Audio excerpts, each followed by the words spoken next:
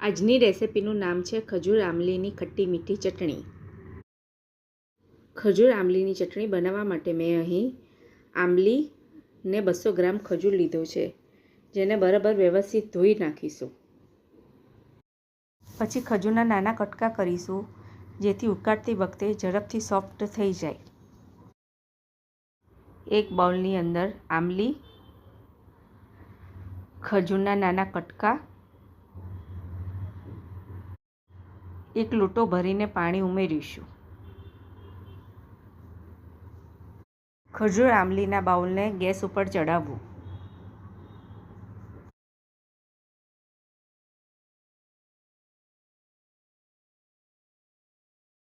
તમે જોઈ શકો છો કે 10 મિનિટ પછી ખજૂર આમલીની અંદર જે પાણી છે તેનો રંગ બદલાઈ ગયો છે. પાણીની અંદર આમલીની ખટાશ, ખજૂરની મીઠાશ ભળી ગઈ છે.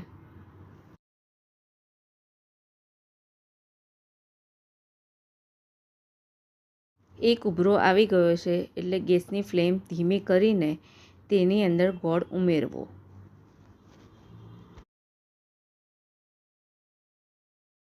ગોળ નાખેલો હોવાથી ગોળનું પણ પાણી છૂટશે.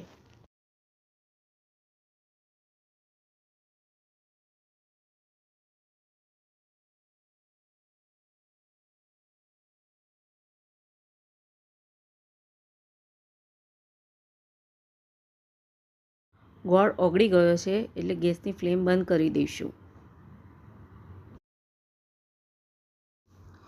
ખજૂર આમલીનું પાણી ઠંડુ થઈ ગયું છે. અહીં કાણાવાળું છીબું લીધું છે અને નીચે લોયું મૂક્યું છે, જેથી ખજૂર આમલીનું પાણી લોયામાં જાય. ખજૂર આમલીને ચમચીની મદદથી હલાવી લઈશું, જેથી એની અંદર રહેલ પાણી લોયામાં પડે. મિક્સરમાં ખજૂર આમલીનો જે બાકી રહેલ ભાગ છે તેને ક્રશ કરી દઈશું. મિક્સરમાં થોડુંક પાણી ઉમેરીશું, જેથી ક્રશ કરવામાં સરળતા રહે. બાકી રહેલા ખજૂર આમલીની પેસ્ટને ચમચીને હાથની મદદથી હલાવીને તેની અંદર રહેલ પાણી કાઢીશું. ખજૂર આમલીના જાડા પાણીને ગેસ ઉપર મૂકીશું. ખજૂર આમલીની ચટણીનું બેટર જાડું હોવાથી થોડુંક એની અંદર પાણી ઉમેરીશું. ચટણી ઠંડી થશે એટલે થોડીક થીક થશે. મીઠું, મરચું, હળદર, 2 ચમચી ધાણા જીરું.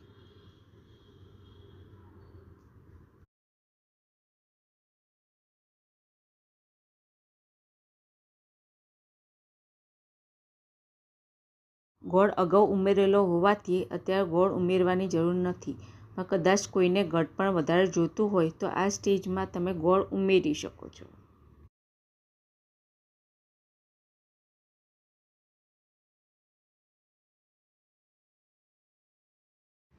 તૈયાર છે ખજૂર આમલીની ચટણી.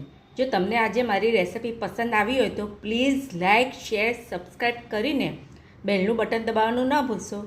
Thank you for watching.